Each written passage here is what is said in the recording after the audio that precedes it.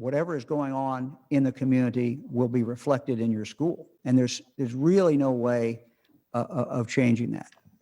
From face coverings to airflow, Ohio Governor Mike DeWine drilled down today on what it will take to open schools safely.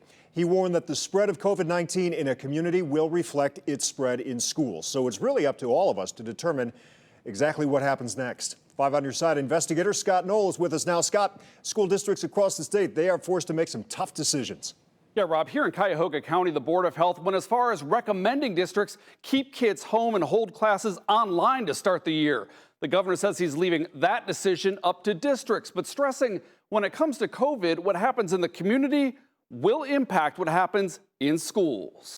When it comes to sending kids back to the classrooms, Governor Mike DeWine says he has faith in the decision-making of school leaders. I have every confidence that they're going to do everything that they can and have taken every precaution they can to keep your children or your grandchildren safe when they go back to school.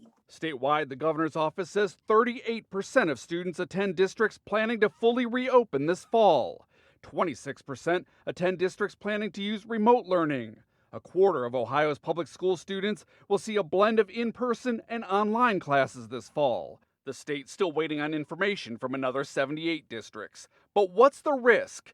Ohio's 6 children's hospitals have tracked COVID-19 cases over the last several months. We know that about 90% of them do really exceedingly well. However, a smaller fraction, 10% or maybe a little bit less, actually get sick and need to be in the hospital. Doctors today stressing the guidelines we've heard since the pandemic began. Wear masks, keep your distance, wash your hands, and clean surfaces.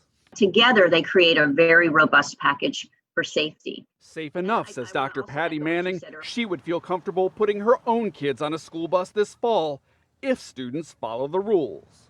If they're wearing masks, if they are not sick, if they practice hygiene before and after being on the bus, then I think children can ride the bus safely. And she believes schools can stagger schedules, reducing the risk of crowded hallways between classes. But maybe the biggest thing determining the safety of sending students to school in a pandemic, says the governor, isn't anything inside a building, but what's happening outside of it. If you want them to be able to have that experience, then it's incumbent upon all of us, every single one of us, to do everything we can to keep down the spread in the community in which that school lives. Also today, DeWine said he expects to issue orders surrounding fall sports, in his words, shortly. Another briefing is scheduled Thursday. Reporting live, I'm 5 on your side investigator Scott Knoll.